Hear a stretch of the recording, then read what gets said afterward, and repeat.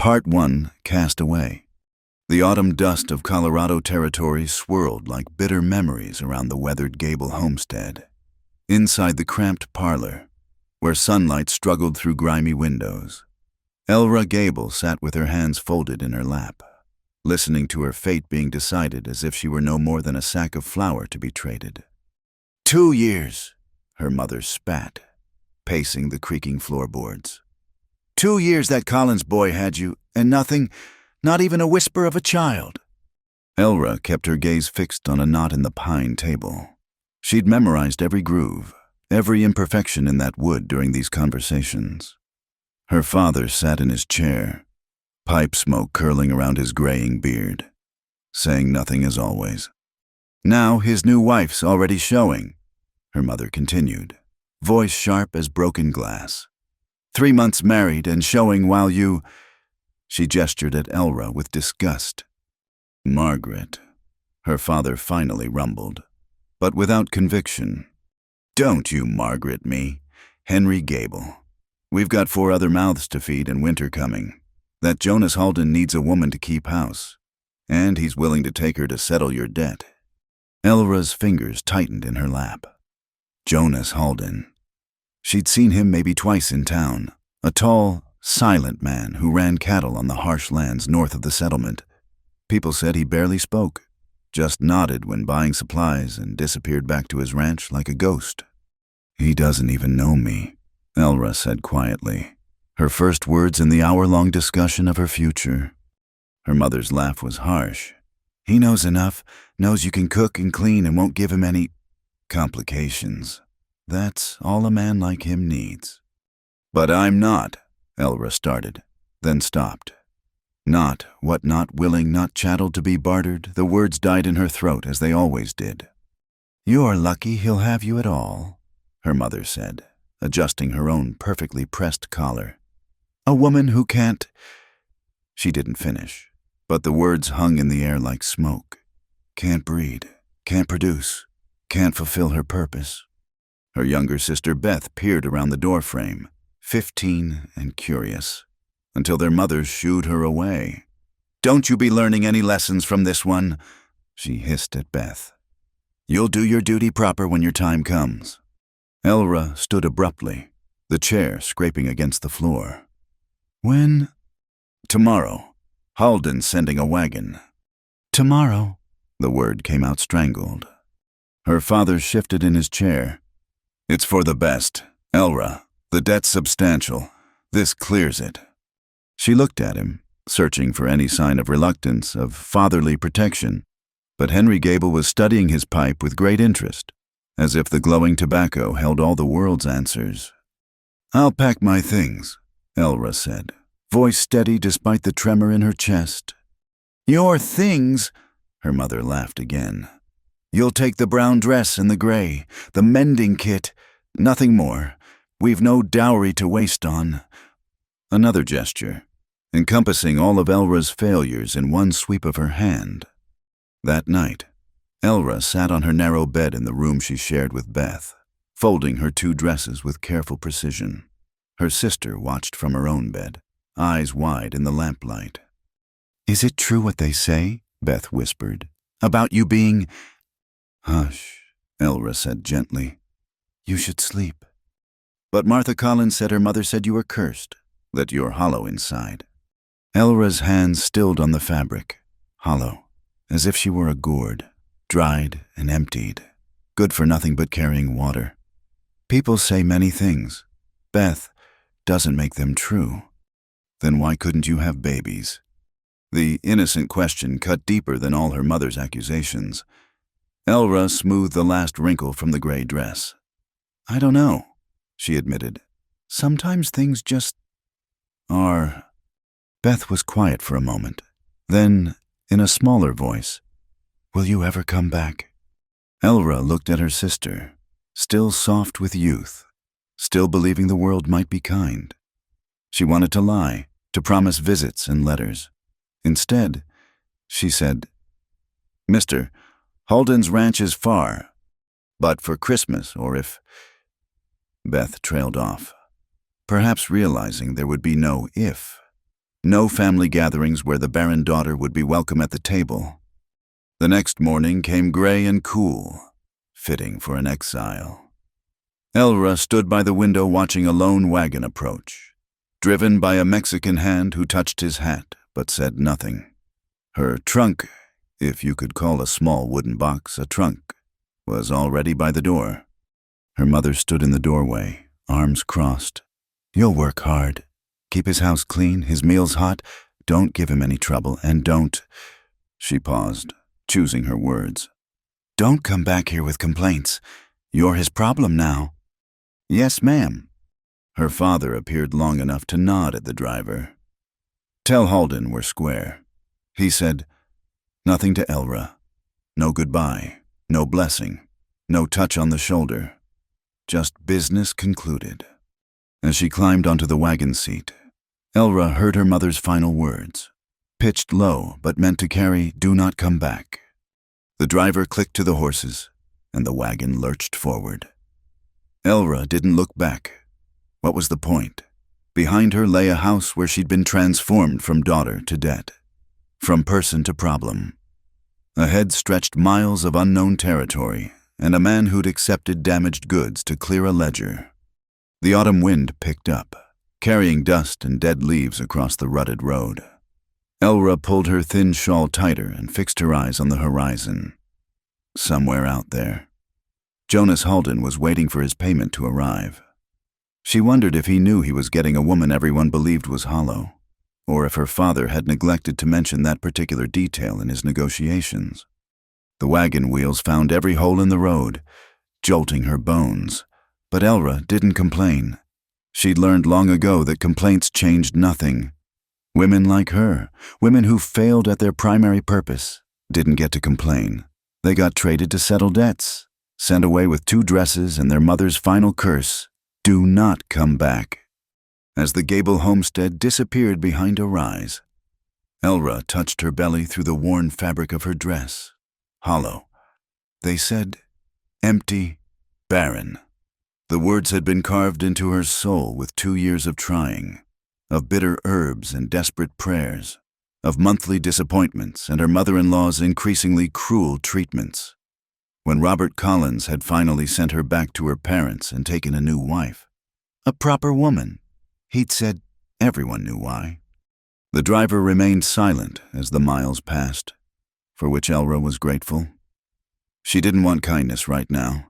Kindness might break whatever thin shell was holding her together. Better to arrive at Jonas Halden's ranch intact, ready to cook and clean and be the uncomplicated solution to a debt. The sun climbed higher, burning off the morning chill.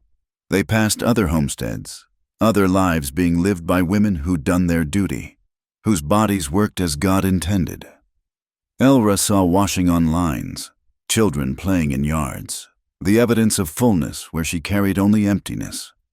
By the time the Halden ranch came into view, the sun was past its peak. It wasn't much to look at. A main house of rough timber, a barn that had seen better days, a few outbuildings scattered like afterthoughts, but the fences were straight and mended, the cattle in the visible pastures healthy. Whatever else Jonas Halden might be, he wasn't lazy. The wagon rolled to a stop before the house. The front door opened, and there he stood, taller than she remembered. Broader, too.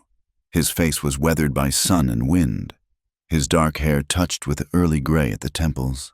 He studied her with eyes the color of winter sky, saying nothing. The driver spoke in Spanish, gesturing at Elra. Halden nodded once, then looked at her trunk, without a word. He walked over and lifted it, one-handed, as if it weighed nothing, which, Elra supposed, it nearly did. "Room's inside," he said, his voice rough from disuse. "Down the hall, door on the left." That was all. No welcome, no questions, no pretense this was anything other than a transaction. Elra climbed down from the wagon, her legs stiff from the journey. The driver was already turning the horses, eager to be away from this silent ranch and its taciturn owner. Elra stood in the dusty yard, watching Jonas Halden disappear into the house with her few possessions. The wind tugged at her hair, pulled at her shawl. Somewhere in the distance, a hawk cried. She took a breath. Dust and cattle and something else. Something like possibility or maybe just resignation, and followed him inside. The house was clean, but spare, functional. A woman's touch absent for who knew how long. Halden was already back in what must be the kitchen, stoking the stove. He didn't look up when she entered. "You can cook?" he asked. "Yes." "Good. Supplies are in the pantry. I eat at sundown." And that was her welcome. No mention of the debt, no acknowledgement of what she was or wasn't, just practical matters. In a strange way, it was a relief. Elra found her room, small but private, with a narrow bed and a single window looking out toward the mountains. Her trunk sat at the foot of the bed. She unpacked slowly, hanging her 2 dresses on pegs, placing her mending kit on the small table. The room smelled of dust and disuse, but it was hers. No sister asking questions, no mother reminding her of her failures. When she returned to the kitchen, Halden was gone. Through the window, she could see him heading toward the barn, his long stride eating up the ground. Elra tied on the apron she found hanging by the stove and investigated the pantry. Basic supplies. Nothing fancy. She could work with this. As she began preparing the evening meal, Elra thought about her mother's words. "Do not come back." Well, she couldn't go back now even if she wanted to. She was here, in this silent house with this silent man. 2 damaged goods finding their level. He needed a housekeeper. She needed a roof. Neither of them, apparently, needed words. The sun was setting by the time she had beef stew simmering and biscuits in the oven. She'd found the table already set for 1 and added a second place without comment. When Halden came in, he paused at the sight of 2 settings, but said nothing. He washed at the basin, sat down, and waited. Elra served the meal and took her own seat. They ate in silence. The only sounds the scrape of spoons against bowls and the settling of the fire in the stove. She noticed he ate steadily, cleaning his bowl. When he was done, he pushed back from the table. "That was good," he said. The first unnecessary words he'd spoken. Then he was gone again, out to check on the animals one last time before dark. Elra cleaned up, pumping water from the kitchen pump, heating it on the stove. The familiar action soothed her. This she could do. This didn't require anything her body couldn't provide. Later, in her narrow bed, she listened to the unfamiliar sounds of the ranch at night. Cattle lowing in the distance, wind rattling the windows, the creak of settling timbers. From somewhere in the house came the sound of boots on floorboards, then silence. She thought of Beth, probably asleep in their shared room, of her mother, satisfied to have solved the problem of her barren daughter, of Robert Collins and his new fertile wife, of all the people who decided she was hollow, worth only what labor she could provide. Tomorrow she would rise and cook breakfast. She would clean and mend and tend.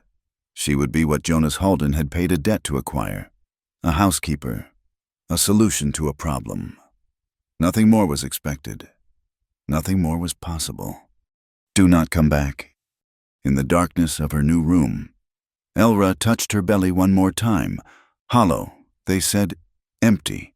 Maybe they were right. But here, at least, no one would remind her of it daily. Here, she could be useful in the only way left to her. It wasn't much of a life, but it was what remained when everything else had been stripped away. The wind picked up outside, and somewhere a coyote howled at the rising moon. Elra closed her eyes and willed herself to sleep. Tomorrow would come soon enough, with its own demands and silences. She'd meet them as she'd learned to meet everything, quietly, without complaint, carrying her emptiness like the season's dust that settled on everything, claiming even what it couldn't fill. Part 2. Life in Silence. The first week passed in rhythms as predictable as sunrise. Elra woke before dawn, dressed in the gray or the brown. Started the coffee. Jonas would already be gone. out with the cattle or mending fences, his absence marked only by boot prints in the dust. She'd have breakfast waiting when he returned. Eggs, biscuits, sometimes bacon when she found it in the smokehouse. He'd eat steadily, thank her with a nod, and disappear again until supper. It was a life lived in parallel, two people occupying the same space but rarely the same moment. Elra found herself studying the evidence of Jonas Halden's existence like an archaeologist examining ruins. A coffee cup left by the sink, still warm. A shirt draped over a chair, waiting for mending. The indent in his mattress when she changed the bedding, showing where his body rested in the few hours he allowed himself sleep. By the second week, she'd established her own territories within the house. The kitchen became hers entirely. Jonas entered it only to eat, moving through her domain with careful respect for her arrangements.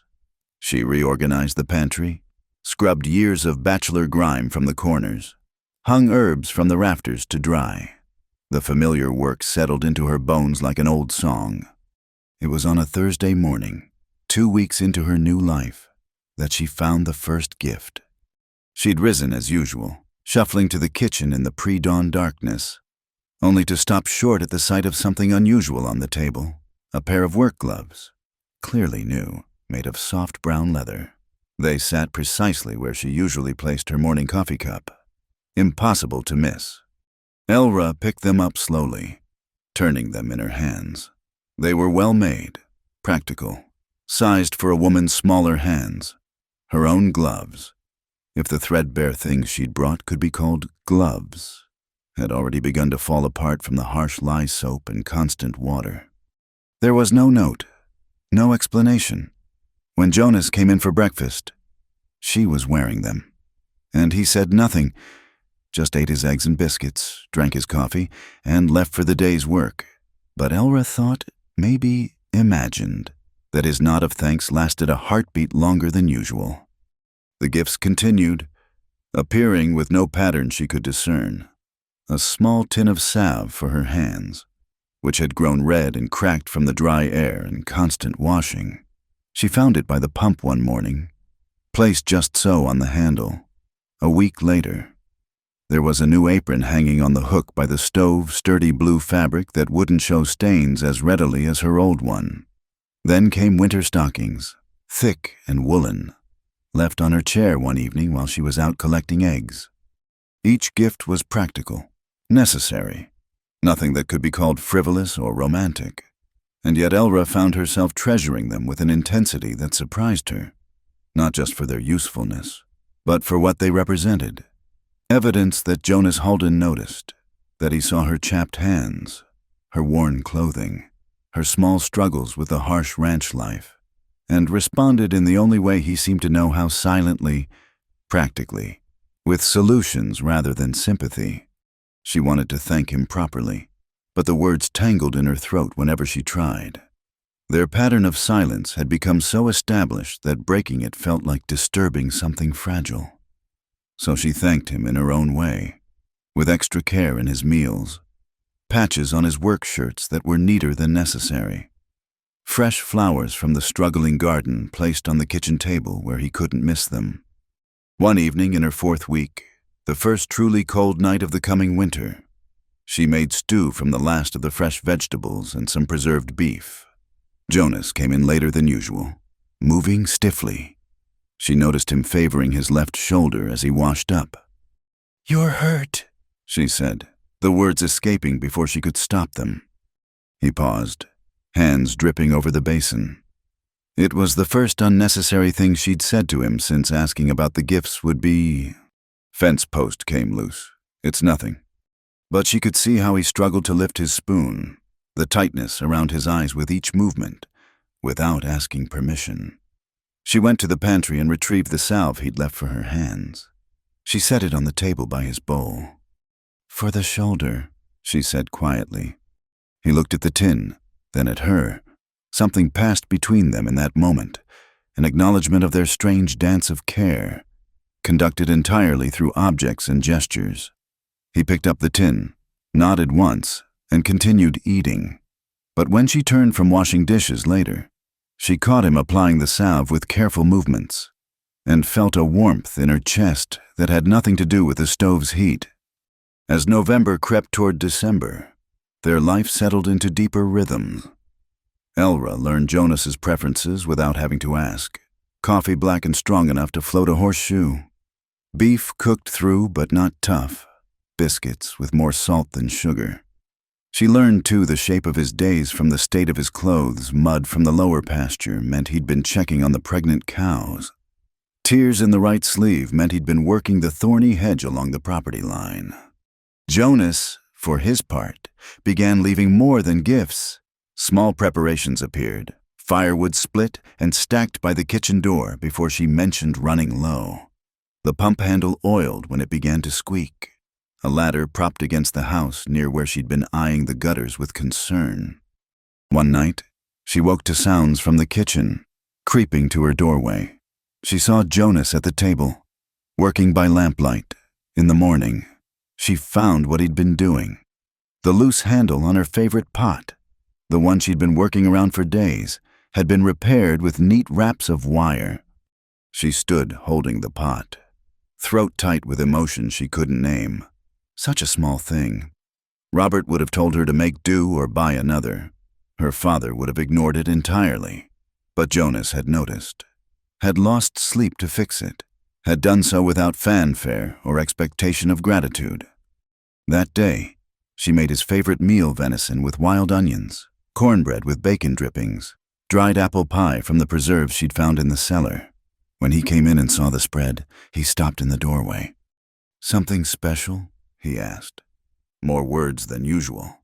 She shrugged, suddenly embarrassed by the gesture. "The pot handle," she said simply. Understanding dawned in his eyes. He nodded, took his seat, and ate with what she thought might be extra appreciation. When he finished, he said, "That was fine," which from Jonas was practically a speech of praise. The weather turned bitter as December arrived. Ice formed on the inside of windows, and the wind found every crack in the walls. Elra woke one morning to find a thick quilt on her bed that hadn't been there the night before, clearly from Jonas's own room. Judging by the masculine patterns and faint scent of leather and hay, she found him in the barn, checking on a sick calf. "You'll freeze," she said, meaning without the quilt. He didn't look up from the calf. "I've got others." Still. "You're not used to the cold here. It's different from town winters." He said it matter-of-factly, but she heard the care beneath the practicality. She wanted to argue, to insist she was fine, but the truth was she'd been shivering every night, piling on her 2 dresses and still feeling the cold seep through. Pride warred with practicality, and practicality won. Another lesson the Halden Ranch was teaching her. "Thank you," she said simply. He did look up then, just for a moment. "You're welcome." It was the longest conversation they'd had. That evening, as snow began to fall. Elra made coffee after supper instead of starting immediately on dishes. She poured 2 cups and, in a moment of boldness, sat back down across from Jonas, who hadn't yet retreated to wherever he spent his evenings. He looked at her cup, then at her. One eyebrow raised slightly. "It's cold," she said, as if that explained everything. He wrapped his hands around his own cup, steam rising between them. They sat in silence, but it was a different quality of silence than before, companionable rather than empty. Outside, the snow whispered against the windows. Inside, the stove crackled and the lamplight painted golden circles on the rough wooden table. "My mother," Jonas said suddenly, "used to say coffee after supper meant company was coming." Elra waited, sensing more words gathering behind the first. "Haven't had company in, well, a long time." "Am I company?" she asked, genuinely curious about how he saw her presence in his house. He considered this with the same care he gave to checking fence lines or evaluating cattle. "No," he said finally. "You're here." It should have sounded dismissive, but somehow it didn't. Here was permanent.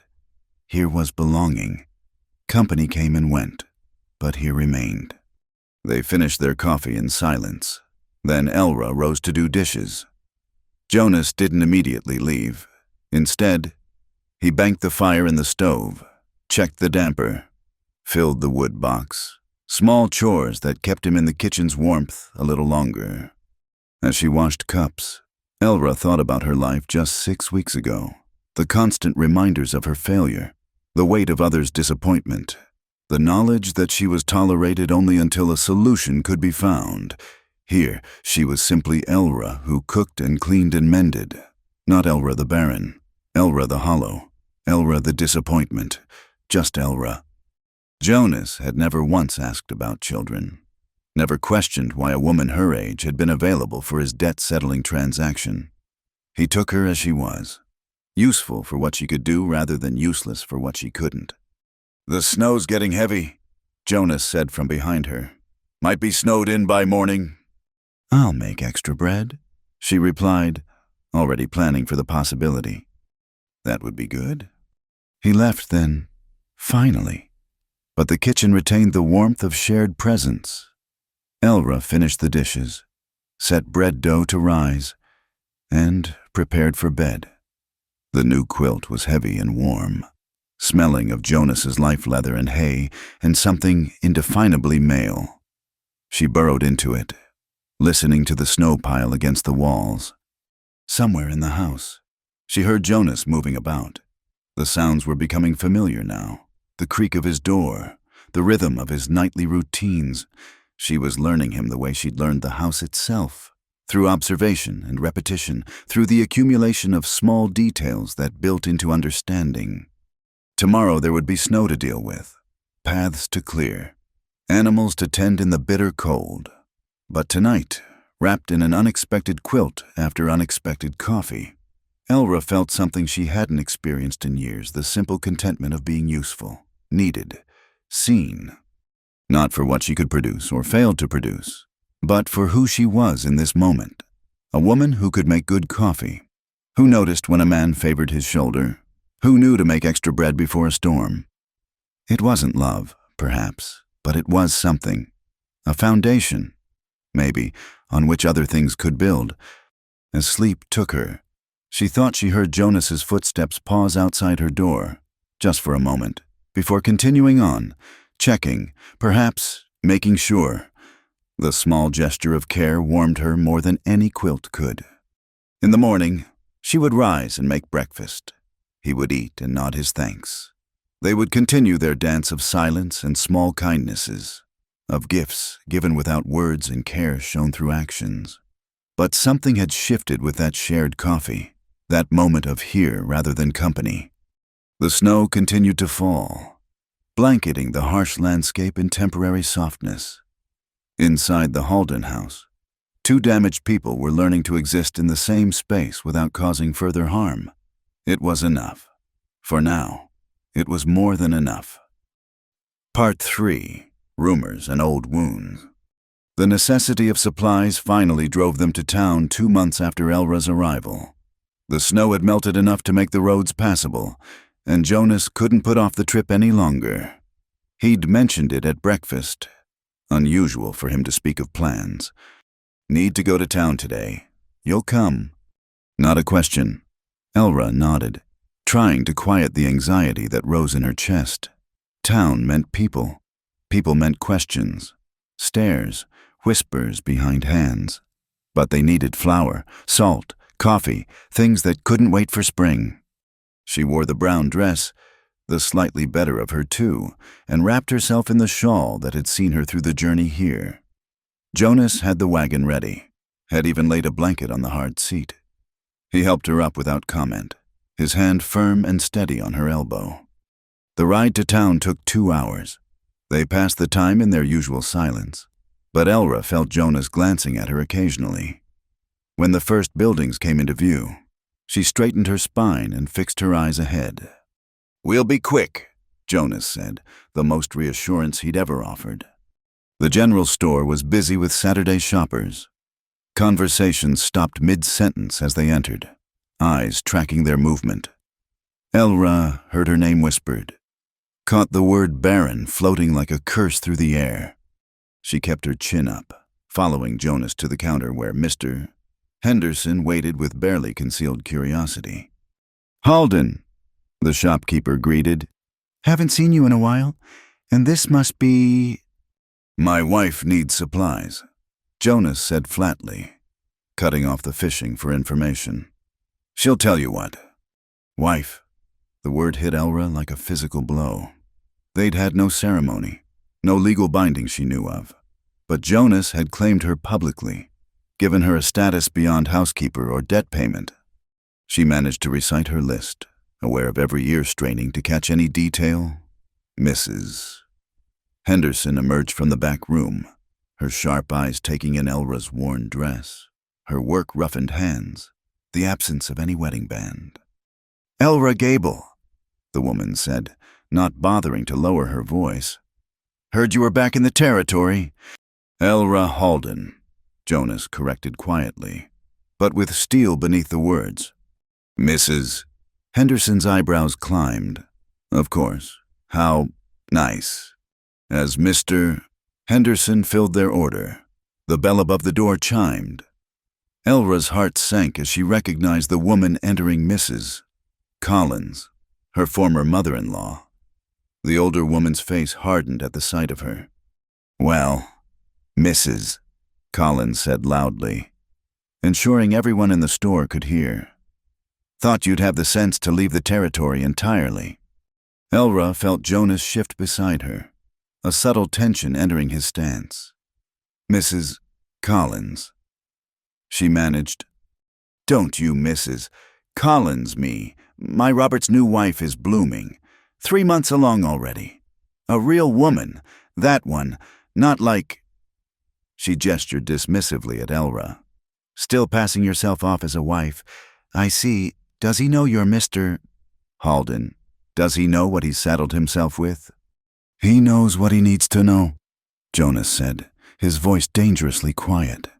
Mrs. Collins turned her sharp gaze on him. "Then you're a fool. Mr. Halden. 2 years my boy wasted on that one. 2 years of trying everything. Prayers, tonics, treatments. Nothing but emptiness. Hollow as a gourd. The doctor said, might as well try to plant seeds in salted earth." Each word was a knife, precisely aimed. Elra had heard them all before, but somehow they hurt worse here, in front of Jonas, in front of the whole town. She stared at the counter, willing herself not to cry, not to run.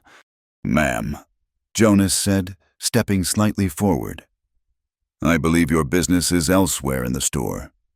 My business is warning an innocent man. Your business," Jonas repeated, firmer now, "is elsewhere." The challenge in his tone was unmistakable. "Mrs." Collins huffed but moved away, though not before delivering a parting shot. "Don't come crying when you realize what you've bought yourself.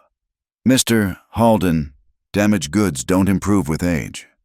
The store had gone silent, everyone waiting to see what would happen next. Jonas calmly collected their wrapped purchases, paid Mr. Henderson exact change, and turned to Elra. "Ready?" She nodded, not trusting her voice. He offered his arm, another first, and she took it, letting him guide her from the store with as much dignity as she could muster. They made one more stop at the feed store, where the men were more interested in talking cattle prices with Jonas than gossiping about his wife. Elra waited in the wagon, hands folded tightly in her lap, replaying Mrs. Collins's words over and over. The ride home began in heavier silence than usual, but a mile out of town, Jonas spoke. "Is that why?" She knew what he was asking. "Yes. 2 years. 2 years." The words scraped her throat. "The doctor said—" What she said, hollow, nothing wrong that he could find, just empty. Jonas was quiet for a long moment. Doctors don't know everything. "Robert believed him. Found a new wife quick enough when he sent me back." "Robert sounds like a fool." The simple statement, delivered in Jonas's matter-of-fact tone, startled a small, bitter laugh from her. His new wife's pregnant already. Seems he wasn't the fool. Jonas guided the horses around a rough patch in the road. Man who'd trade a good woman for an untested one because of what might or might not happen. That's a fool in my book. I'm not a good woman. I'm broken, damaged goods, like she said. The wagon stopped so abruptly, Elra had to catch herself on the seat. Jonas turned to face her fully, something fierce in his winter blue eyes. You're the woman who keeps my house warm and my stomach full, who noticed my shoulder hurt and left salve without making a fuss, who mended shirts so careful I can't find the tears, who makes coffee strong enough to wake the dead and never complains when I track mud through the kitchen. That's good enough for me. Elra stared at him, this man of so few words who'd just given her more than anyone had in years. But don't you want, she couldn't finish, children, a legacy, a real wife? I wanted help running a ranch. I got that and more. He turned back to the horses, clicking them into motion. Rest is nobody's business but ours. They didn't speak again until reaching the ranch. Jonas helped her down from the wagon, his hands lingering a moment longer than necessary on her waist. Don't let them make you small, he said quietly. You're worth more than what they think. Inside, Elra busied herself putting away supplies, trying to compose herself. The humiliation burned fresh, but underneath was something new. Jonas's fierce defense, his public claim of her as his wife, his assertion of her worth beyond her womb's failure. She was peeling potatoes for supper when she heard voices outside. Through the window, she saw Jonas talking to a rider she didn't recognize. The man gestured toward the house, and Jonas's posture turned rigid. After the rider left, Jonas came inside, jaw set. Trouble? She asked. Gossip travels fast. That was Tom Warren from the Double Bar. Wanted to know if I knew what I'd gotten myself into, if I wanted to reconsider the arrangement. Elra's hand stilled on the potato, and told him to mind his own business. Less politely than that. A ghost of a smile touched his lips. Might have mentioned his own wife runs off every spring to visit her sister in Denver. Funny how that sister only needs visiting when the cattle buyers come through. Despite everything, Elra found herself smiling too. You didn't. Man wants to throw stones. Better not live in a glass house. That evening, as they ate the stew she'd made, Elra found courage to ask, Why did you call me your wife? There was no ceremony. Jonas considered this. Common law. You live here, keep house, answer to Halden. That makes you my wife in the eyes of the law. If not the church, unless, he looked at her directly, unless you object to the claim. Did she, this man who'd taken her as payment for a debt but treated her with more kindness than her own family, who defended her against cruel words and saw value where others saw emptiness? No, she said softly. I don't object. Good. He returned to his stew, then added, Might get a ring. Next time in town, stop some of the talk. You don't have to. Want to? He met her eyes again. You're not damaged goods. Elra, you're my wife. Time people knew it proper. That night, unable to sleep, Elra touched her belly in the darkness of her room. The familiar ache was there, the emptiness that defined her, marked her as less than a woman in the eyes of the world. But for the first time in years, it wasn't the only thing she felt. Jonas's words echoed in her mind. Good enough for me. Not perfect, not whole, but good enough. It was more than she'd dared hope for when she'd climbed onto that wagon months ago, exiled and ashamed. Tomorrow there would be more whispers, more pointed looks if she ventured to town again. Mrs. Collins would spread her poison, and righteous women would cluck their tongues over poor Mr. Halden, saddled with a barren wife. But tonight, in this rough ranch house, she was Elra Halden, a woman who could cook and mend and tend, a woman whose husband would stop gossips with sharp words and sharper implications, a woman who was, amazingly, improbably, good enough. The wind howled outside, but inside was warm. Inside was safe. Inside, damaged goods were treasured for their usefulness, their care, their presence. It wasn't everything, but it was something. And after years of being nothing, something felt like a gift beyond measure. She pulled Jonas's quilt higher, breathing in the scent of him, of this life they were building in silence and small kindnesses. Whatever the town thought, whatever her body couldn't do, she was here. She was claimed. She was, in all the ways that mattered to the man sleeping down the hall. Enough. Part 4. The moment that broke prejudice. The spring thaw brought unexpected chaos to town. Elra had ventured in alone this time. Jonas was helping a neighbor with calving, and they'd run low on coffee. She'd steeled herself for the whispers, the looks. Wearing the simple wedding band, Jonas had quietly slipped across the breakfast table 2 weeks after their last town visit. The streets were muddy from melting snow, wagon ruts deep and treacherous. Elra had just emerged from Henderson's store, basket in hand, when she heard the screams. A wagon had broken free from its hitch outside the blacksmith's shop, rolling backward down the sloped street. The horses, still partially harnessed, were panicking. And there, directly in the path, stood a small boy, frozen in terror. Elra didn't think. She dropped her basket and ran, skirts catching in the mud. Others were shouting, pointing, but no one else was close enough. The wagon picked up speed, wheels churning through the muck. She reached the boy just as the wagon bore down on them. No time to run clear. Elra grabbed him, turning her body to shield his, pressing them both against the wall of the nearest building. The wagon crashed past. So close she felt the wind of it, heard the splintering of wood as it clipped the corner of the building. For a moment, there was silence. Then the boy in her arms began to sob, and Elra found herself sinking to her knees in the mud, holding him tight. "Shh," she heard herself saying, rocking him instinctively. "You're safe now. Mama's got you now. You're safe." The words came without thought, rising from some deep place she'd thought sealed away.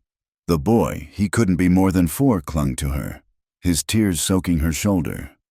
"Tommy!" A woman's voice, high with panic. "Mrs." Garrett from the boarding house came running, skirts hiked up, face white with fear. "My boy." Elra loosened her hold, letting the mother claim her child. But Tommy kept one small fist wrapped in her collar, looking at her with wide, trusting eyes. "The lady saved me, Ma," he said. "She said she's got me." "Mrs." Garrett looked at Elra then, really looked at her, mud-covered, kneeling in the street, still positioned as if to shield a child that was no longer there. Something shifted in the woman's face. "Thank you," she whispered. Then louder, to the gathering crowd. "She saved my boy, ran right into danger and saved him." People were helping Elra to her feet, brushing at her muddy dress, retrieving her scattered purchases. She felt disconnected from it all, still feeling the ghost weight of the child in her arms, still hearing her own voice promising safety, claiming a maternal role she had no right to claim. "Come to the boarding house, Mrs." Garrett insisted. "Let me clean that dress, give you tea. It's the least I can do." But Elra shook her head, desperate now to get away. The adrenaline was fading, leaving her shaky and exposed. "I need to get home. Mr. Halden will worry." She gathered her things and fled, aware of the eyes following her, the shift in the whispers. Not barren now, but brave. Not empty, but save the Garrett boy. The ride home was a blur. Elra's hands shook on the reins, and twice she had to stop to compose herself.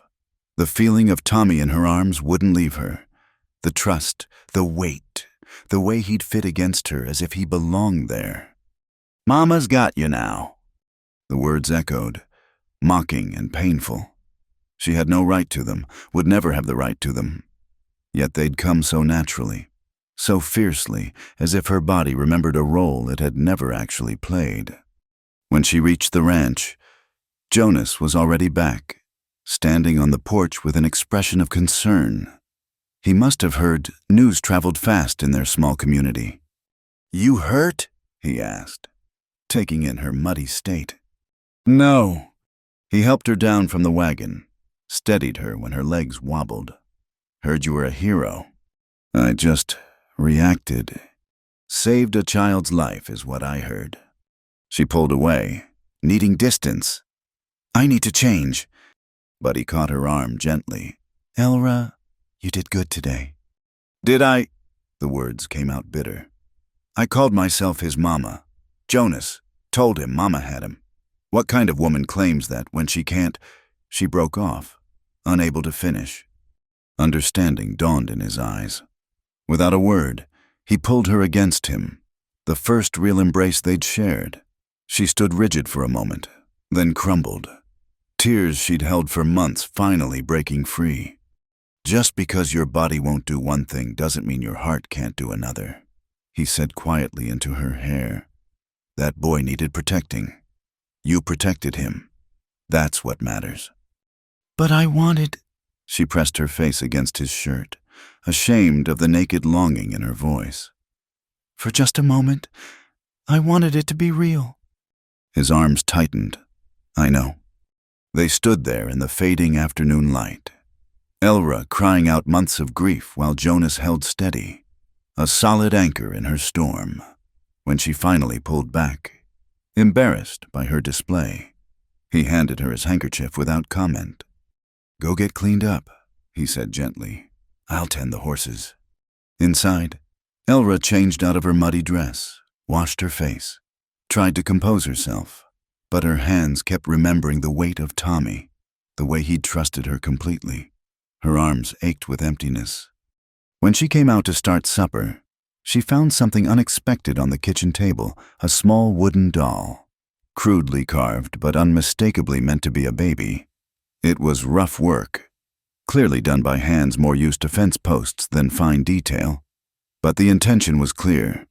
This was Jonas's work. Jonas's response to her pain. She picked it up with trembling hands. Such a simple thing, a chunk of wood shaped into the idea of a child. But it was acknowledgement of her loss, her longing, not dismissal or platitudes, but recognition. Jonas came in as she stood holding it. He looked embarrassed, rubbing the back of his neck. "It's not much, just thought sometimes having something to hold helps." "When did you—" "Been working on it a while. Wasn't sure. But after today—" He shrugged. "Figured you might need it." Elra clutched the wooden baby, tears threatening again. "I don't understand you." "What's to understand? Why you're kind to me. Why you don't resent what you got saddled with."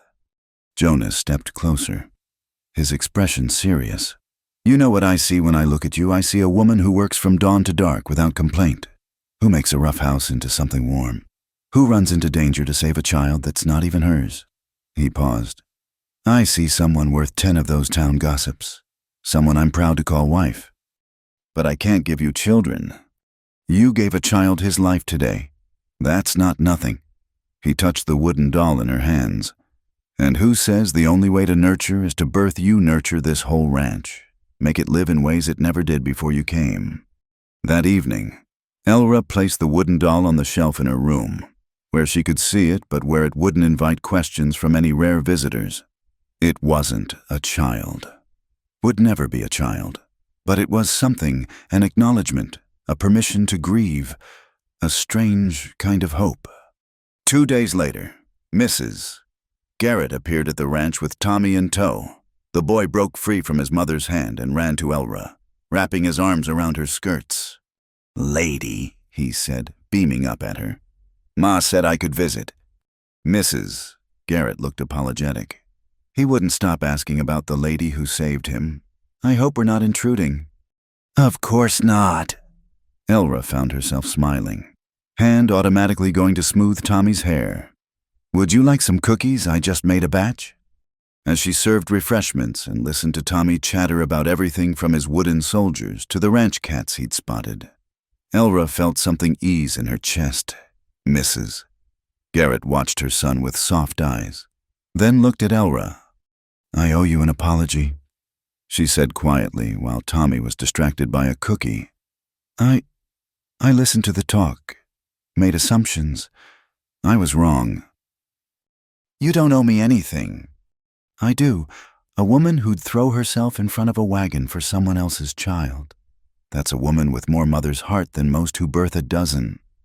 She paused. "Tommy's father died last year. I run the boarding house alone now.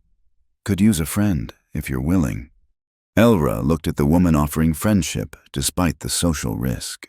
At the boy now showing Jonas the wooden horse he'd brought, chattering fearlessly at the usually silent rancher.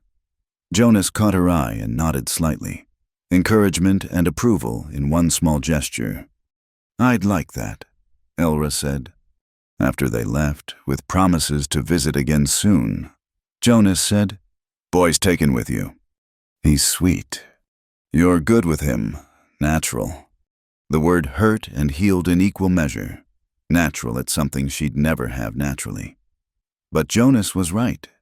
She had been good with Tommy, had known instinctively how to comfort him, talk to him, make him feel safe. That night, as she prepared for bed, Elra held the wooden doll Jonas had carved. It would never cry or need feeding, never grow or learn to walk. But it was hers to hold when the emptiness grew too large. A tangible reminder that motherhood came in many forms. Through her window, she could see Jonas doing his final check of the barn. This man who'd taken her as payment but given her so much more dignity, protection, understanding. And now this permission to mother in whatever ways she could, to be natural at nurturing even if her body remained unnatural at creating. Tomorrow, Tommy might visit again. Other children might follow, drawn by cookies and kindness and a woman who'd proven she'd place their safety above her own. She might never bear life, but she could guard it, nurture it, love it in whatever forms it came to her. The wooden doll went back on its shelf, watching over her sleep like a promise. Not a promise of motherhood as the world defined it, but motherhood as her heart could create it. Fierce, protective, real in every way that mattered.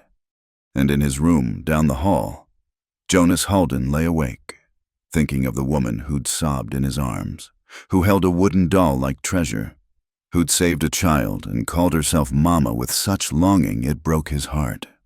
Tomorrow, he thought, he'd start teaching her to ride, give her more freedom, more reasons to go to town, more chances to be the woman she was becoming rather than the woman others had told her she'd failed to be. The ranch house settled into nighttime quiet, holding within its walls two people building something neither had expected, a family defined not by blood or birth, but by choice, understanding, and the thousand small ways people could nurture each other through the barren seasons of life. Part V, Fire Beneath the Quiet. The change came gradually, like spring arriving in the high country. Small things at first. Jonas lingering over coffee in the mornings, asking about her plans for the garden, Elra finding excuses to bring him water in the fields, staying to talk about the calves or the weather. The silences between them grew warmer, filled with possibility rather than mere absence. It was a Tuesday in late May when everything shifted. Elra had gone to town with Mrs. Garrett, their friendship having grown into weekly market trips. She returned to find the ranch in chaos, Jonas's horse in the yard, still saddled, and sounds of violence from behind the barn. She ran toward the noise, rounding the corner to find Jonas in a brutal fight with two men she didn't recognize. One already nursed a bloody nose, but the other had Jonas backed against the fence, landing heavy blows. Without thinking, Elra grabbed the nearest thing, a shovel, and swung it at the attacker's knees. He went down, howling, giving Jonas the opening to finish the fight with a solid right cross. "Get off my land!" Jonas growled, helping his opponent up only to shove him toward the horses. "And if I hear you spreading that filth about my wife again, you'll get worse than a beating." The men limped away, shooting dark looks back. Jonas sagged against the fence, holding his ribs. Elra was at his side immediately. hands gentle but insistent as she checked for serious injury. "What filth?" she demanded, fear making her voice sharp. "What were they saying?" Jonas tried to wave her off, but she wouldn't be deterred. "Jonas Halden, you tell me right now." He sighed, wincing as it pulled at his ribs. They were suggesting things about why I'd take a barren woman. Said I must have unnatural inclinations, or that I was using you for. He couldn't finish, color rising in his weathered cheeks. "Oh." Elra felt heat flood her own face. She'd been so focused on her own shame. She hadn't considered what people might say about Jonas. "I'm sorry, this is my fault." "Stop." His hand covered hers where it rested on his arm. "Nothing about you is fault or shame or any other word they want to use. Man can't see the value in you is a fool, and I won't have fools on my land speaking ill of my wife. But you fought them. You could have been hurt worse." "Worth it." He straightened, jaw set stubbornly. "I'd do it again." She helped him inside, insisted on tending his wounds despite his protests. As she cleaned a cut above his eye, working with careful concentration, she became aware of how close they were. Could feel his breath on her wrist, see the gold flecks in his blue eyes. "You swung that shovel pretty good," he said softly. "You were in trouble." Most women would have screamed for help. "I'm not most women." "No," he agreed, voice dropping lower. "You're not." Something electric passed between them. Elra's hand stilled on his face, and for a moment they just looked at each other. Really looked. Maybe for the first time.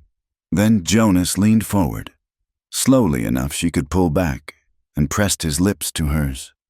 It was gentle, almost hesitant, nothing like the perfunctory kisses Robert had given her. This was question and answer, give and take, a conversation without words. When they parted, both were breathing unsteadily. "Elra," Jonas started, but she pressed fingers to his lips. "Don't apologize, please." "Wasn't going to." He caught her hand, held it against his cheek. "Was going to ask if I could do it again." This time she met him halfway, and the kiss was deeper, surer. When it ended, she stayed close, forehead resting against his. "Those men were wrong," she whispered, "about why you took me." "Were they?" His thumb stroked her wrist. "Because lately I've been thinking I got the better end of that bargain by far." That evening, as Elra cooked supper, there was a new awareness between them. Every accidental touch sparked heat. Every glance held weight. When she set his plate down, Jonas caught her hand. "Sit with me," he said, not an order but a request.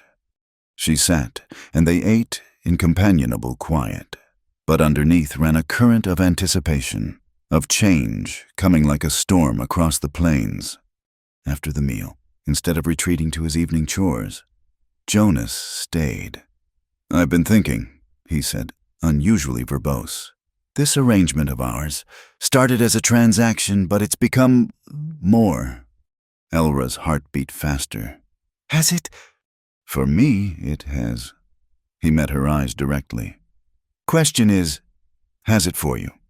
She thought of all the small kindnesses, the fierce protection, the way he saw her as whole when the world insisted she was broken.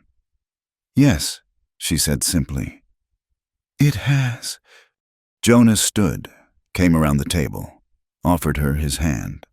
When she took it, he pulled her to her feet and into his arms. This kiss was different, deeper, hungrier, full of promises. "I want you to move your things," he said when they broke apart. "To my room, if you're willing." Elra's breath caught. In 2 years of marriage to Robert, intimacy had been a duty, a monthly disappointment, a source of shame when her body failed to do what was expected. But looking at Jonas, seeing the want in his eyes that had nothing to do with breeding and everything to do with her, she felt something long dormant stir to life. "I'm willing," she whispered. That night, in the bed they now shared, Jonas showed her tenderness she hadn't known existed. He traced the calluses on her hands like they were precious, kissed the worry lines from her forehead, held her like she was both fragile and strong. When she tensed, expecting demands, he gentled her with patience. "This isn't about making babies," he said against her throat. "This is about you and me, just us." And in the darkness, with the spring wind rattling the windows, Elra learned that her body wasn't broken at all, just untended, like a garden waiting for the right season. Jonas coaxed responses from her she hadn't known possible, treated her not as a vessel to be filled, but as a woman to be cherished.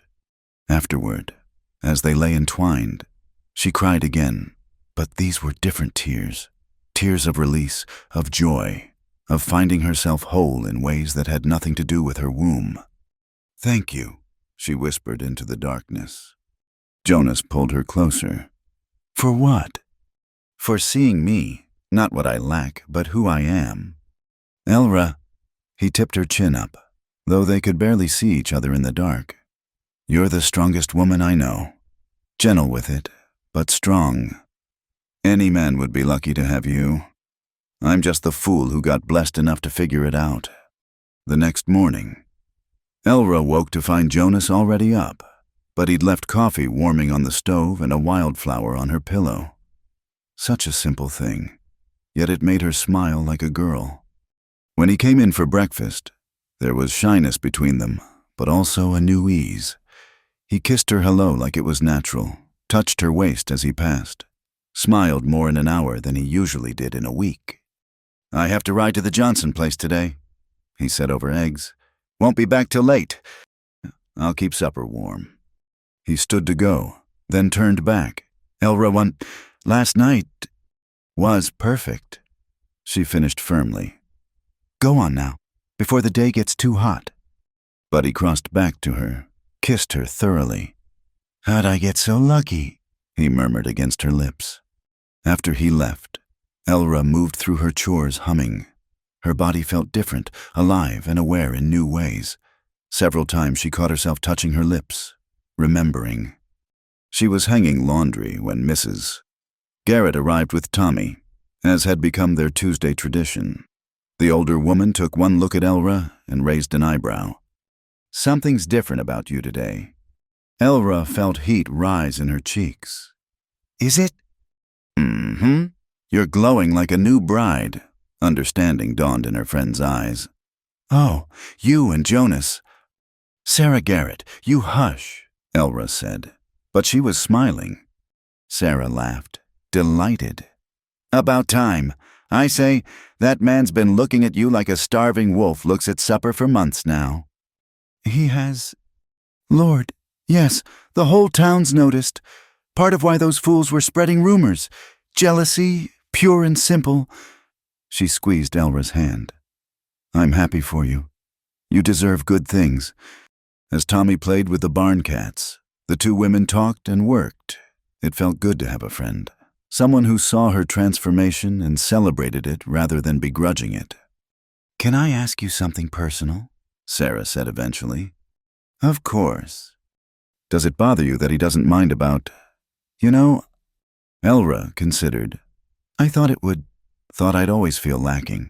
But Jonas doesn't see me as lacking anything. He sees me as enough, just as I am, and that's made me start to see myself differently too." "Good. That's how it should be." Sarah watched her son chase a butterfly. There's more than one way to be a mother. Look how Tommy adores you. He's a sweet boy. He asked if you could be his ranch mama. Said he already has a town mama, but wants a ranch one too. Sarah smiled at Elra's expression. "I told him yes, if you're willing." Ranch mama. It was so simple, so innocent, yet it pierced Elra's heart with bittersweet joy. I'd be honored. That evening, waiting for Jonas, Elra reflected on the changes. 6 months ago, she'd arrived hollow and ashamed, traded like livestock. Now she had a husband who cherished her, a friend who valued her, a little boy who wanted her for his ranch mama. She had a home, a purpose, a life rich with connection, if not with children of her body. When Jonas finally returned, dusty and tired, she met him at the door with coffee and a kiss. He pulled her close, holding on like she was his anchor after a long day. "Missed you," he said simply. "Missed you too." They ate supper quietly, but their feet tangled under the table. Hands brushed passing dishes. When darkness fell, they came together again, learning each other's rhythms, building something that had nothing to do with obligation and everything to do with want. "I love you," Jonas said suddenly in the quiet after. "Should have said it sooner, but I love you. Elra Halden." She turned in his arms, heart so full it ached. "I love you too." It was the truth. Despite everything, the cruel beginning, the shame that brought her here, the body that wouldn't do what bodies were meant to do, she had found love. Not the desperate, grasping thing she'd tried to feel for Robert, but something solid and true, built on respect and kindness and fierce protection. Outside, coyotes called to each other across the darkness. Inside, two people who'd thought themselves beyond love held tight to proof otherwise. Tomorrow would bring its own challenges. There would always be whispers, always be those who saw her as less than. But tonight, in this bed, in these arms, Elra was complete, whole, beloved. And that was more than enough. It was everything. Part 6. News of blessing or curse. The sickness came with the summer heat. At first, Elra blamed it on the weather, the oppressive July sun that made the kitchen unbearable by midday. But when the dizziness persisted, accompanied by a peculiar sensitivity to the smell of coffee that had never bothered her before, a terrible suspicion began to form. She said nothing to Jonas, pushing through the discomfort with grim determination. It was impossible. The doctor had been clear. Robert's mother had been clearer. Empty, barren, incapable. The words had been branded into her soul for so long that her body's current rebellion seemed like a cruel joke. But her monthly bleeding, never regular since her body's failure had been confirmed, had now stopped entirely, and her breasts, tender in a way that made her wince when Jonas embraced her, spoke of changes she dared not name. It was Sarah Garrett who finally confronted her, finding Elra retching behind the chicken coop one morning when she'd come to visit. "How long?" Sarah asked simply, holding Elra's hair back. "I don't know what you mean." "Elra Halden, I've birthed 4 children. I know morning sickness when I see it." "It's impossible." The words came out harsh, desperate. The doctor said, "Doctors can be wrong." Sarah helped her to a bench in the shade. "When was your last monthly?" Elra tried to count back, but the months blurred together. "April, maybe March, but it's always been irregular since—" She couldn't finish. Sarah studied her with knowing eyes. "Have you told Jonas?" "There's nothing to tell. It's impossible." But even as she said it, her hand went unconsciously to her stomach. "Honey, impossible things happen every day. Maybe you should see Doc Morrison." The thought terrified her. To hope again, to believe again, only to be crushed again. She wasn't sure she could survive it. What if I'm wrong? What if it's just wishful thinking? "Then you'll know for sure. But Elra—" Sarah gripped her hands. "What if you're right?" That evening, Jonas found her sitting on the porch, staring at the sunset without seeing it. He settled beside her, concern written in every line of his body. "You've been quiet lately. Feeling poorly?" "I'm fine." Elra, just her name, but weighted with knowledge. "Talk to me." She turned to him, tears already starting. Jonas, I think something impossible might be happening." Understanding dawned slowly in his eyes. His gaze dropped to where her hand rested on her midsection, then back to her face. "How impossible?" "The doctor said it couldn't happen. Robert's mother said I was hollow inside. 2 years of trying proved them right." The tears came faster now. "But I haven't bled in months, and I'm sick every morning. and I can't stand the smell of coffee, and I'm so scared to hope." Jonas pulled her into his arms, holding her while she sobbed out years of fear and longing. When she finally quieted, he spoke carefully. "What do you need?" "I don't know. To see the doctor, I suppose, to know for certain." She pulled back to look at him. "What if it's real? What if there's a baby and something goes wrong because my body isn't made for this? Then we'll face it together." He cupped her face in his calloused hands. "But Elra, what if everything goes right?" She couldn't answer that. The possibility of rightness, of her body doing what it had been condemned for failing to do, was too large to comprehend. Jonas took her to town the next day. She waited in Doc Morrison's office, hands clenched in her lap, while Jonas paced the waiting room like a caged cougar. The examination seemed to last forever, the doctor's face giving nothing away. Finally, Doc Morrison sat back, removing his spectacles to clean them, a delay that made Elra want to scream. "Mrs. Halden," he said finally. "I'd estimate you're about 4 months along." The world tilted. Elra gripped the edge of the examination table. Are you certain?" "As certain as I can be. You're carrying a child. Ma'am, heart sounds strong. Growth seems normal." He peered at her over his spectacles. "I understand you were told this was unlikely." "Impossible. They said impossible." Doc Morrison snorted. "Well, seems your body had other ideas. Nature has a way of surprising us. Sometimes it just takes the right circumstances, the right time." He paused. "The right partner." Elra thought of Robert's rough handling, his mother's constant pressure, the monthly desperation that turned intimacy into a chore. Then she thought of Jonas's gentleness, his patience, the way he touched her like she was precious rather than defective. Perhaps the doctor was right about circumstances. When she emerged, Jonas was on his feet immediately, reading the answer in her face before she could speak. 4 months, she whispered. He crossed to her in 2 strides, lifting her off her feet in an embrace that drew stares from the other waiting patients. "A baby," he said, wonder in his voice. "Our baby." Our baby. Not the child she'd failed to give Robert. Not the proof of worth she'd been supposed to provide. Just theirs. The ride home was surreal.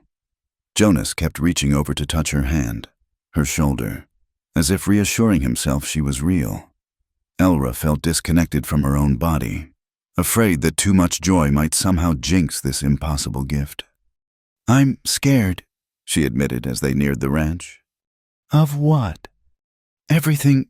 That something will go wrong, that I'll fail again, that people will think—" She trailed off. "Let them think what they want." Jonas's voice was fierce. "You're my wife, carrying our child. That's all that matters." But Elra knew better. In a small town, nothing stayed secret long. By week's end, the news had spread like wildfire. The reactions were mixed, some genuinely happy, others skeptical. She heard the whispers when she ventured to town, convenient timing. Wonder whose it really is? Poor Jonas, raising another man's get. The cruelest blow came from Mrs. Collins, who cornered her outside the Mercantile. 4 months along, I hear, the woman said, eyes glittering with malice. Interesting arithmetic, considering you've been with Jonas only 6. My Robert always said you were manipulative. Guess you found a fool willing to believe your lies. Elra felt Jonas tense beside her. He'd taken to accompanying her to town, protective as a guard dog. But before he could speak, she found her own voice. "You're Robert," she said clearly. "Couldn't father a child if his life depended on it. His new wife will learn that soon enough, if she hasn't already. I wasted 2 years believing I was broken, when the broken one was him." Mrs. Collins went white, then red. "How dare you?" "I dare because it's true. I dare because I spent 2 years taking blame that wasn't mine. I dare because I'm carrying my husband's child, and neither you nor anyone else will make me ashamed of that gift." She walked away, head high, leaving Mrs. Collins sputtering behind her. Jonas caught up, pride evident in his eyes. That was something to see. He said, "I'm tired of being quiet," Elra replied, "tired of letting others write my story." That night, as they lay in bed, Jonas's hand splayed protectively over her growing belly. Elra finally let herself believe there was life inside her. Impossible. Improbable. But real. Her body, so long condemned as hollow, was creating something miraculous. "What if they're right, though?" she whispered in the darkness. About the timing, Jonas's hand stilled. "Elra, are you trying to tell me something?" "No." She turned in his arms, needing him to see her face even in the dim light. "Jonas, this baby is yours. Ours. I swear it.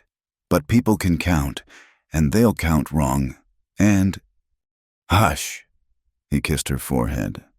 "I know whose child you carry. Ours. Created by love, not obligation. That's all I need to know." "How can you be so sure?" "Because I know you. Because I see how you look when you talk about the baby. Not relieved to finally be pregnant, but surprised by joy. Because—" His voice dropped. "I remember the first time we were together. How new everything was for you. Your body had never been loved properly before. Elra. That's why it never quickened with life. It was waiting for the right touch, the right love." She cried then, but they were healing tears. Jonas held her, one hand always returning to her belly, whispering promises to both her and the child growing within of protection, of love, of a family built on trust rather than duty. "If you can't believe it yet," he said, echoing words he'd speak again in darker moments, "let me believe for both of us. For all three of us." And in that moment, held by this man who'd taken her as payment but treasured her as gift, Elra felt the last walls around her heart crumble. She was going to be a mother, not because it was expected or demanded, but because love had made the impossible possible. Her body, freed from the weight of shame and pressure, had finally remembered what it was made to do. The baby moved then, the first flutter she'd been certain of, like butterfly wings against her palm. Jonas felt it too, his intake of breath sharp with wonder. "Hello, little one," he whispered. "Your mama and I have been waiting for you." Your mama. The words she'd thought she'd never hear applied to her. But here, in this bed, in this love, they were becoming true. The hollow woman was hollow no more, filled instead with life and hope and the fierce promise of tomorrow. Outside, summer thunder rolled across the plains, bringing the promise of rain to the parched earth. Inside, two become three held each other, marveling at miracles and the way broken things could be made whole by patient, gentle hands and hearts that refused to give up on love. Part 7. Facing the Past. The confrontation came on a crisp September morning when Elra was 7 months along. She'd been in the garden, her rounded belly making bending difficult, when she heard the approaching horses. Multiple riders, moving with purpose. Her hand went instinctively to her stomach as she recognized the lead figure, Robert Collins. Behind him rode his father and brother, and, surprisingly, his new wife Martha, whose own figure showed no signs of the pregnancy everyone had expected by now. They dismounted at the gate, Robert's face twisted with emotions Elra couldn't read. Jonas emerged from the barn, taking in the scene with one glance. He moved to Elra's side, hand settling protectively on her lower back. "Collins," he said evenly, "you're on my land." "We need to talk," Robert said, his eyes fixed on Elra's obvious condition. "About this situation." "No situation here except you trespassing," Jonas replied. Robert's father, a gray-bearded man with the bearing of someone used to being obeyed, stepped forward. "Now see here, Halden, we have legitimate concerns about paternity. The timing. Doc Morrison's voice cut through as he climbed from his buggy. which Elra hadn't noticed approaching, is exactly right for a child conceived in late March or early April, which, as I understand it, is well after Mrs. Halden came to live here. The doctor moved to stand with Jonas and Elra, his presence lending medical authority to their side. I've been treating Mrs. Halden throughout her pregnancy. Everything is progressing normally. That doesn't prove, Robert began, but his wife placed a hand on his arm. Stop, Martha said quietly. She looked at Elra, and there was something desperate in her eyes. Please, just stop. An uncomfortable silence fell. Then Martha spoke again, stronger this time. I need to know, was it you? Were you the problem? Robert turned on her. Martha, what are you? 15 months, she said, tears starting. 15 months we've been married, and nothing, just like... She gestured at Elra. Just like your first marriage. Martha. Robert's mother interjected sharply. This isn't the place. Then where is... Martha's composure cracked entirely. In another year, too. When you've decided I'm barren too and traded me away like you did her. She pointed at Elra, who felt Jonas's hand tighten on her back. Look at her. Months with a new husband, and she's with child. What does that tell you? It tells us she's a loose woman who... Robert's father began. But Jonas stepped forward, the threat in his movement clear. Finish that sentence, Jonas said quietly. And they'll be picking you up in pieces. Doc Morrison cleared his throat. If I may offer a medical perspective, infertility can result from either partner. It's not always the woman's deficiency. In fact, recent medical journals suggest male factors are equally common. Robert's face had gone pale, then flushed dark red. That's not... I'm perfectly capable. Are you... Elra found her voice at last. Because I believed I was broken for years. Believed I was hollow. Worthless. Less than a woman. I took every cruel word. Every treatment your mother forced on me. Every reminder of my failure. And for what? She stepped forward, one hand protective over her belly. This child proves what I couldn't see then. The failure was never mine alone. Maybe not mine at all. You can't prove that, Robert blustered. Can't I? Elra looked at Martha. How long before he starts blaming you, before his mother starts forcing tonics down your throat, before you're the one being called barren and hollow? Martha's tears flowed freely now. He already has. Started 6 months ago. The tonics, the prayers, the treatments, everything you described to me that day at the store. When I was so cruel... She looked at Elra pleadingly. I'm sorry. I'm so sorry. This is ridiculous, Robert's father said. We came here for answers. You came here to cause trouble. Jonas interrupted. To throw mud at my wife because facing the truth about your son is too hard. Now, see here. No, you see, Jonas moved Elra gently behind him. My wife is carrying our child. Conceived in love. Wanted with joy. That's all anyone needs to know. You want to question that? Take it up with the law. But I'll tell you now. Any judge who sees a woman flourishing with one man after failing with another is going to draw obvious conclusions. He's right, a new voice added. Sheriff Watson had arrived, badge glinting in the morning sun. Got word there might be trouble out here. Seems I was right. He surveyed the scene, taking in Elra's condition, Martha's tears, the aggressive postures of the Collins men. Anybody want to file a complaint because from where I stand, I see trespassing and harassment of a pregnant woman. Robert's father sputtered, but the sheriff held up a hand. I'd think carefully. The whole town's been watching this play out. Most have drawn their own conclusions about why Mrs. Halden is blooming with her second husband after withering with her first. The silence stretched taut. Then Martha spoke again. I want to leave him. Everyone turned to stare at her. She lifted her chin, finding courage. I want to leave before I spend years being blamed for his failings, before I become as broken as he tried to make Elra. Martha, you can't. Robert reached for her, but she stepped back, I will. She looked at Elra. You survived it, found love after. Maybe I can too. You ungrateful, Robert's mother started, but Martha rounded on her. Ungrateful for what? For the privilege of being blamed for your son's shortcomings, for the honor of being called barren when the barren one stands right there. She pointed at Robert. Your precious boy who can't father a child but won't admit it might be his fault. The explosion of family drama that followed was ugly. Accusations flew, old grievances aired. Through it all, Jonas kept Elra sheltered against him, his presence a solid wall between her and the chaos of her past. Finally, Sheriff Watson restored order with a sharp whistle. Enough, Collins family. You'll leave now. All of you.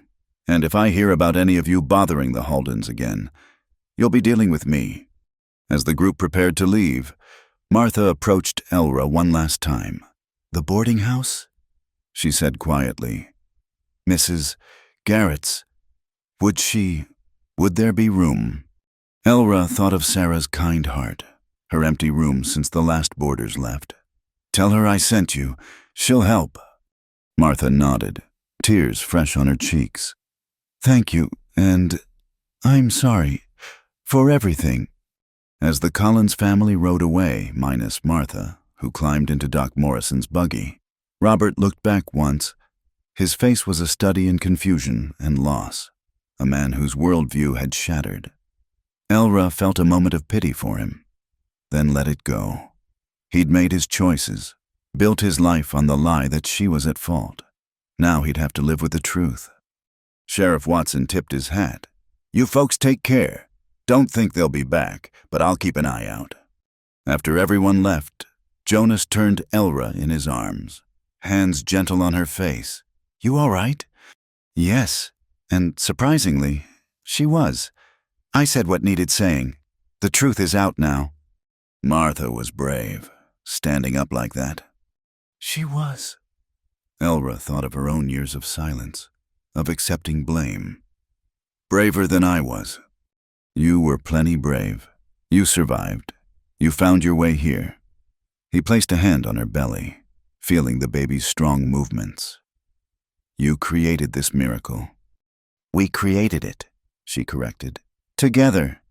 That evening, as news of the confrontation spread through town like wildfire, Elra sat on the porch, finally at peace. The secret was out, not just about her pregnancy, but about Robert, about the truth of those barren years. Some would still whisper, still doubt, but the majority would see what was plain a woman who'd been wrongly blamed, flourishing now with a man who loved her truly. Jonas sat beside her, whittling a toy horse for the baby. Regrets? He asked. No, Elra said honestly. If I hadn't gone through that, I wouldn't have ended up here. Wouldn't have you. Wouldn't have this child. The pain led to the joy. Still, wish you hadn't suffered. She took his hand, placed it where the baby kicked strongest. Every kick reminds me that I'm not hollow. Never was.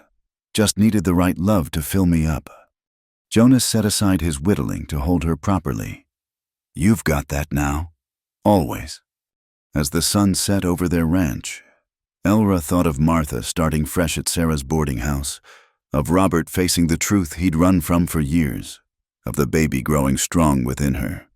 Proof that sometimes the impossible just needs the right circumstances to become inevitable.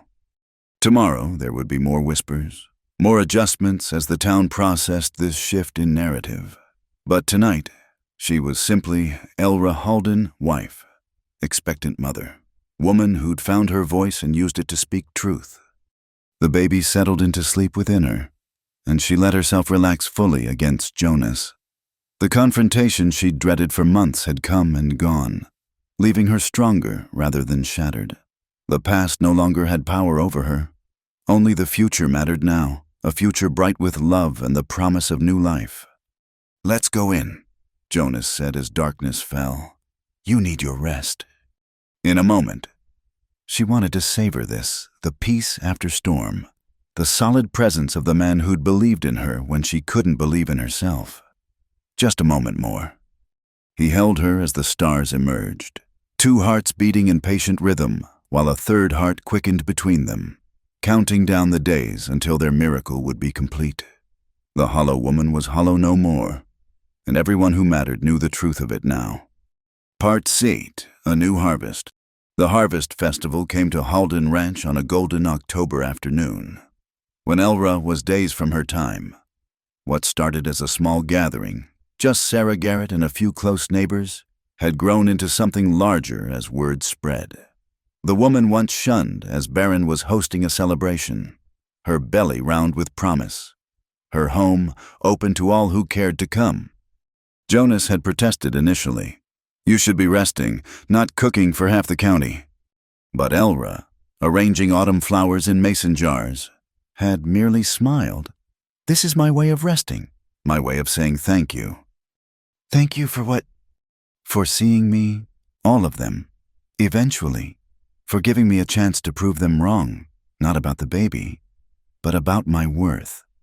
Now the yard bustled with activity. Tables groaned under the weight of harvest foods, pies and preserves, roasted meats and fresh bread. Children ran between the adults' legs, playing tag around the barn. And through it all, Elra moved with serene purpose, no longer the ghost who'd arrived in a debt-settling wagon, but the radiant center of this gathering. And Mrs. Halden! Tommy Garrett came running, clutching a handful of late wildflowers. For you, Ranch Mama! The title, which he'd adopted completely, never failed to warm her heart. Thank you, sweetheart. Should we put them with the others? As she bent to help him arrange the flowers, a familiar voice made her freeze. Elra! She turned to find her sister Beth standing uncertainly at the edge of the gathering, nearly a woman now at 16. Behind her, their parents hovered, clearly uncomfortable but present. Beth? Elra straightened slowly, one hand on her back. Mother, Father. The silence stretched awkward until Beth broke it, rushing forward to embrace her sister carefully. Oh, Elra. Look at you, you're beautiful. How did you... Elra began. Mrs. Garrett sent word about the festival, said the whole town was invited. Beth pulled back, eyes bright with tears.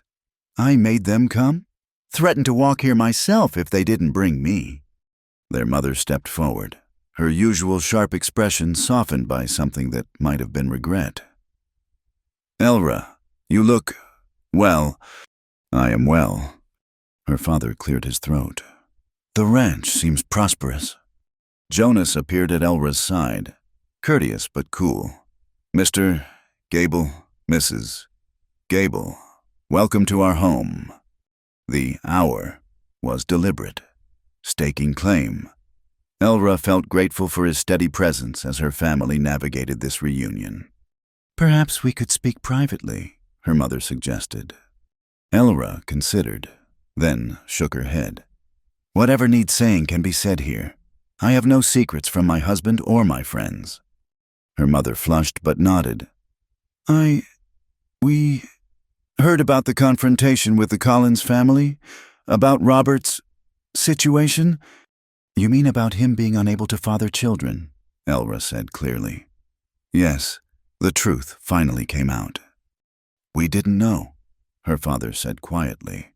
When you came back to us, we assumed. You assumed I was at fault, broken, worthless except as a debt payment. The old hurt was there but distant now, like looking at a scar long healed.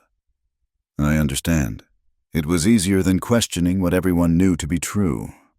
Elra, her mother's voice cracked. I said things, cruel things, that last morning. You told me not to come back, Elra finished. I remember. Beth gasped, looking between them with dawning understanding. Jonas's hand found Elra's, squeezing gently. I was wrong, her mother said, the words clearly difficult. Wrong about everything. You were never broken. I was, for not protecting you, for sending you away like... She gestured helplessly. Like damaged goods, Elra supplied. But I'm grateful now. Grateful? Her father looked stunned. Yes. Elra looked at Jonas, at the friends gathered around them, at little Tommy now tugging on her skirt, wanting attention.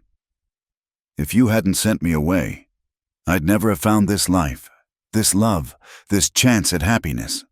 So you forgive us? Her mother asked, hopefully. Elra considered. I'm working on it. Forgiveness takes time, but you're here now, and that's a start. The conversation might have continued, but a sudden sharp pain made Elra gasp, doubling over slightly. Elra Jonas was immediately supporting her. I think... Another pain, stronger. I think the babies decided to join the party. The festival transformed instantly into organized chaos. Doc Morrison, thankfully present, took charge. Sarah Garrett and the other women swooped in, ushering Elra inside. Jonas hovered, torn between staying close and getting out of the way. First, babies take their time. Doc Morrison assured him. We've got hours yet. Keep the festivities going. But Elra's baby, perhaps eager to prove everyone wrong one more time, had other ideas. The pains came faster, stronger, and by sunset she was deep in the work of bringing new life into the world. Jonas stayed by her side, letting her crush his hand through the worst of it, whispering encouragement when she flagged. You're the strongest woman I know, he said as another contraction gripped her. You can do this. What if, she gasped between pains, old fears surfacing. What if something's wrong? What if I can't? You are. He kissed her sweat-dampened forehead. Our baby's almost here. Just a little more. As full dark fell and the harvest moon rose over the Colorado plains, Elra gave a final push, and the room filled with the most beautiful sound she'd ever heard. Her baby's first cry.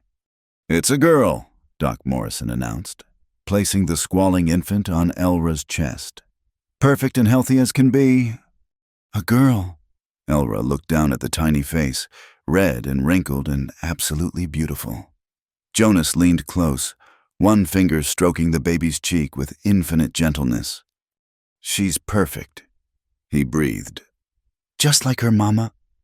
What will you call her? Sarah asked from the doorway, where the women had gathered. Elra looked at Jonas, and understanding passed between them. Hope, she said. Hope, Margaret Halden. Margaret for forgiveness offered, however tentatively, to her mother. Hope for everything this child represented, the future that had seemed impossible, now squirming and real in her arms. Word spread quickly to the yard where the festival continued.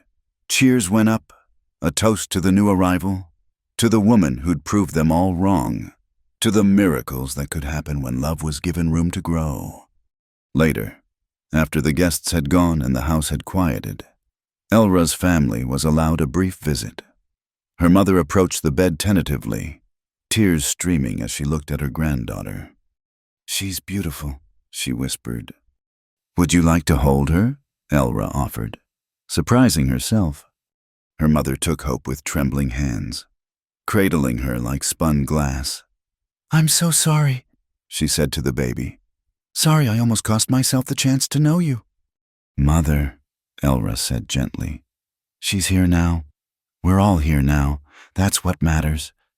Her father stood awkward by the door until Jonas gestured him closer. Your daughter's a remarkable woman, Jonas said simply. You should be proud. I am, her father said gruffly. Now, too late, maybe, but now I am. Beth perched on the bed's edge, marveling at her tiny niece. Can I visit often? I want to be the best aunt. Of course, Elra assured her. Hope will need family around her, real family, who sees her for who she is, not what they expect her to be. The message wasn't subtle, but her parents nodded understanding. They'd failed that test once. The baby gave them a chance to do better. After they left, promising to return soon, Jonas settled on the bed beside his wife and daughter. Hope nursed contentedly, making small sounds of satisfaction. "No one will ever call you Baron again," Jonas said softly. "Let them call me what they like." Elra replied, watching her daughter with wonder. "I know who I am now. Wife, mother. Woman who found her worth had nothing to do with her womb and everything to do with her heart. Woman who saved a boy, who stood up to gossips, who opened her home to those who'd hurt her, who built a life from ashes." Jonas kissed her temple. "Woman I love more than breath." Outside, the harvest moon bathed the ranch in silver light. Inside, 3 hearts beat in harmony, the family that had grown from a debt paid to a love chosen. Tomorrow would bring new challenges, the exhausting joy of caring for an infant, the continuing work of forgiveness and healing. But tonight, Elra Halden held her impossible daughter and knew herself complete. Not because she'd finally born a child, but because she'd learned her worth existed independent of that act. The baby was blessing, not validation, joy, not justification. "Welcome to the world. Hope," she whispered. "May you always know you're enough, exactly as you are." Jonas wrapped his arms around both of them, and Elra leaned into his strength. Through the window, she could see neighbors' lights scattered across the valley, the community that had eventually embraced her, the life she'd built when the old one crumbled.